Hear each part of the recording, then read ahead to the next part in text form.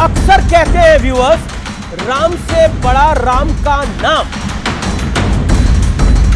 ये राम लला की शरण में जाकर अखिलेश जी और राहुल जी को कुछ लाभ होगा पॉलिटिकल? अखिलेश जी को अपने सपने में भगवान दिखने लगे, केजरीवाल को नोट पे भगवान दिखने लगे। तुलसी अपने राम को रीझ भजे चाहे खींच, खेत पड़े पर जामी है उल्टा सुल्टा बीज। होना चाहिए संविधान धुन और हो रही है एक धर्म की धुन। हमने तो कभी भी इस बात की परवाह नहीं की कि हम गठबंधन में किसके साथ हैं। जब बीजेपी के साथ एक बीच बीच में बार-बार मत बोला कीजिए आप।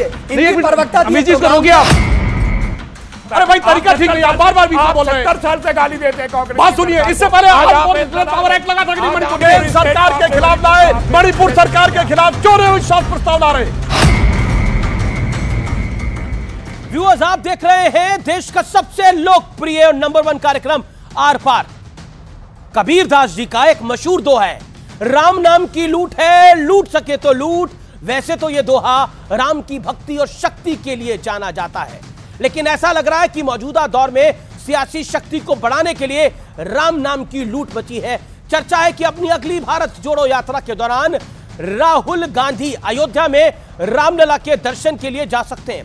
हालांकि बीजेपी बार बार यह आरोप लगाती रही है कि कांग्रेस ने राम मंदिर की राह में हमेशा रोड़े अटकाने का काम ही किया है। वैसे यह भी दिलचस्प है कि 2017 के उत्तर प्रदेश चुनाव से पहले राहुल गांधी किसान यात्रा पर थे और खाट सभा करते हुए वो अयोध्या भी पहुंचे थे, लेकिन उन्होंने रामलला के दर्शन नहीं किए।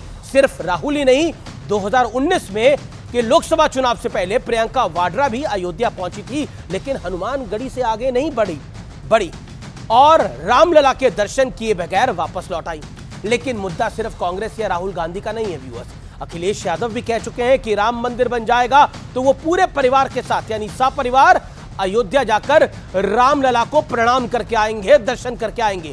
और इस बीच ये खबर भी आ चुकी है कि 22 जनवरी 2024 को अयोध्या में भव्य दिव्य मंदिर यानी रामलला की प्राण प्रतिष्ठा हो जाएगी और प्राण प्रतिष्ठा करीब 3 महीने बाद लोकसभा चुनाव शुरू हो जाएगा। तो सवाल है कि राम भक्ति सिर्फ संयोग है या फिर चुनाव का एक बड़ा प्रयोग या 2024 के लिए एक सियासी योग। आज इसी मुद्दे पर होगी जनता जनार्दन के बीच देश की सबसे बड़ी चर्चा, देश की सबसे प्रतिष्ठित चर्चा। स्वागत है आपका।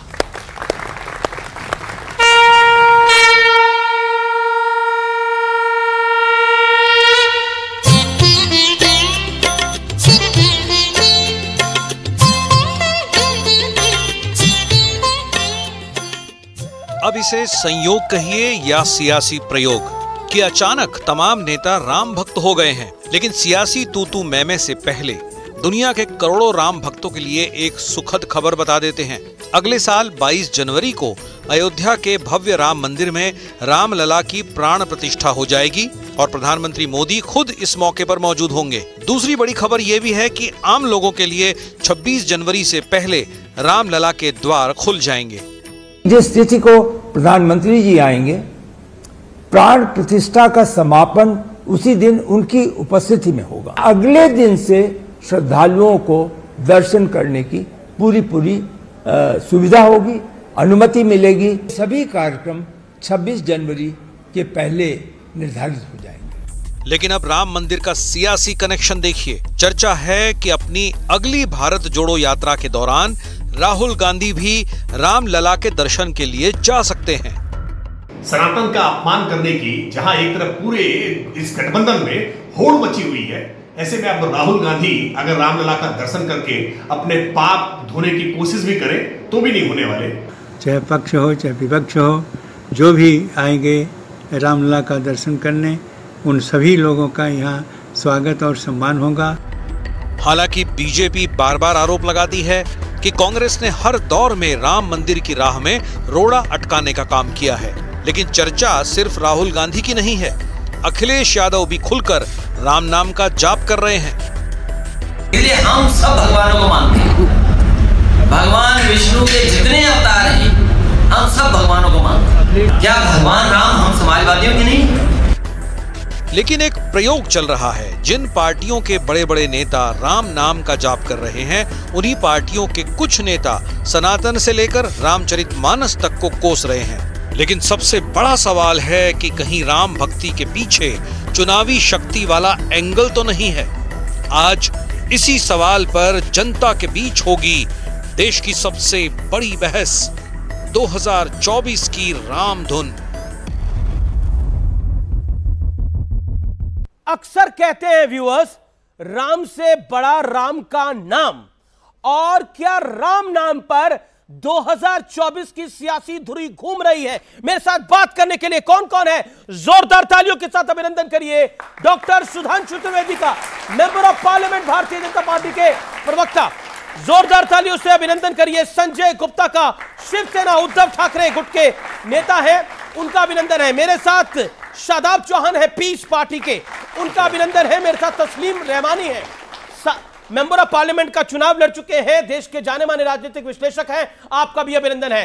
तो जोरदार तालियों से जनता जनार्दन आपका अभिनंदन है। चलिए इस चर्चा की शुरुआत करते हैं। शुरुआत 50 सेकंड की आपसे करते हैं। सुधांशु त्रिवेदी कहते हैं राम से बड़ा राम का नाम, और कबीरदास जी का मशहूर दुआ है, राम नाम की लूट है, लूट सके तो लूट। ये तो भक्ति के लिए कहा जाता है, लेकिन सियासी शक्ति के लिए भी राम का नाम बड़ा प्रयोग होता है। और बीजेपी तो 1990 से करती आ रही है, चाहे वो एलके आडवाणी का रथ हो, चाहे वो अब 2024 की जब रणभेरी बजेगी तो रामलला विराजमान होंगे प्राण प्रतिष्ठा के साथ।